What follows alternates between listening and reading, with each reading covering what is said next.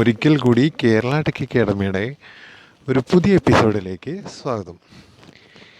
ഇന്ന് ഞാൻ നിങ്ങളുടെ മുന്നിൽ പറയാൻ പോകുന്നത് വേറൊന്നുമല്ല, നമ്മുടെ അസിസ്റ്റൻറ്റ് എല്ലാവരും പ്രതീക്ഷിച്ചുകൊണ്ടിരിക്കുന്ന ഒരു എക്സാമാണ് അസിസ്റ്റൻറ്റ് ഇലക്ട്രിക്കൽ ഇൻസ്പെക്ടർ.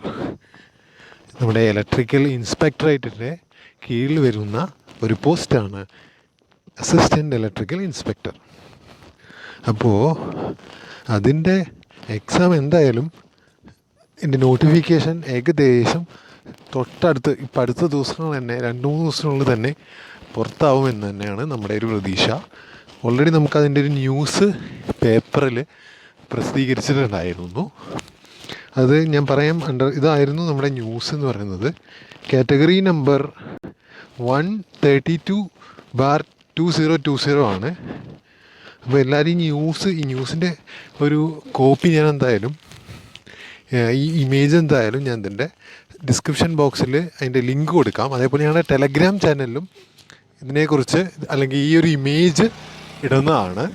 അപ്പോൾ ഇതിൻ്റെ ഒരു പ്രായപരിധി എന്ന് പറയുന്നത് 22 വയസ്സ് മുതൽ 36 വയസ്സ് വരെയാണ് ഇതിൽ ഓൾറെഡി കൊടുത്തിട്ടുണ്ട്.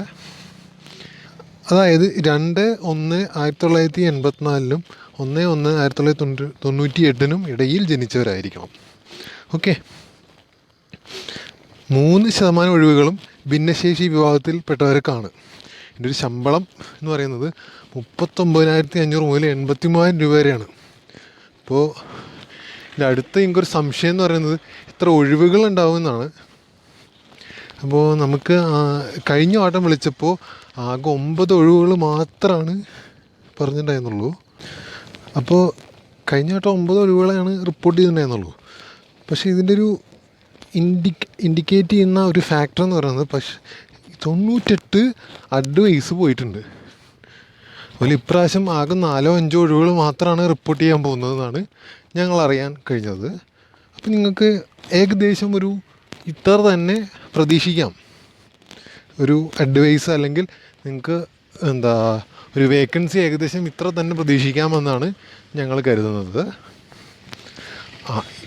അതായത് അതിൻ്റെ എക്സാം ഉണ്ടായിരുന്നു, ലാസ്റ്റ് എക്സാം ഉണ്ടായിരുന്നു 29/3/2017 എൻ്റെ ലാസ്റ്റ് അഡ്വൈസ് പോയതൊക്കെയാണ് 14/8/2020 പിന്നെ പറയേണ്ടത് എന്താ വെച്ചാൽ വേറൊന്നുമല്ല, ലാസ്റ്റ് അഡ്വൈസ് 14/8/2020 പിന്നെ മെയിനായിട്ടുള്ള കാര്യം എന്ന് പറയുന്നത് ഇതാണ് ലാസ്റ്റ് അഡ്വൈസ് പോയതിൻ്റെ അപ്പോയിൻമെൻറ്റ് ചാർട്ട് എന്നുള്ളത്.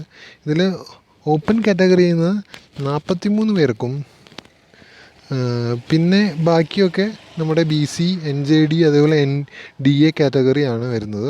ഓപ്പൺ കാറ്റഗറിയിൽ നിന്ന് 43 പേർക്കാണ് അഡ്വൈസ് പോയിട്ടുള്ളത്. ഓക്കെ. അപ്പോൾ മൊത്തം അങ്ങനെ നോക്കുമ്പോൾ 98 പേർക്കാണ് അഡ്വൈസ് പോയിട്ടുള്ളത്.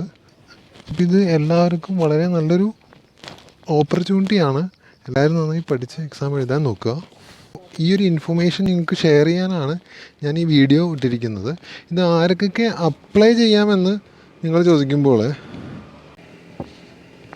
ഇതിൽ കറക്റ്റായിട്ട് പറഞ്ഞിട്ടുണ്ട്. ഒരു അംഗീകൃത സർവകലാശാലയിൽ നിന്നോ സ്ഥാപനത്തിൽ നിന്നോ ലഭിച്ച ഇലക്ട്രിക്കൽ എഞ്ചിനീയറിംഗ് ഡിഗ്രി അല്ലെങ്കിൽ തത്തുല്യ യോഗ്യത ഉണ്ടായിരിക്കണം.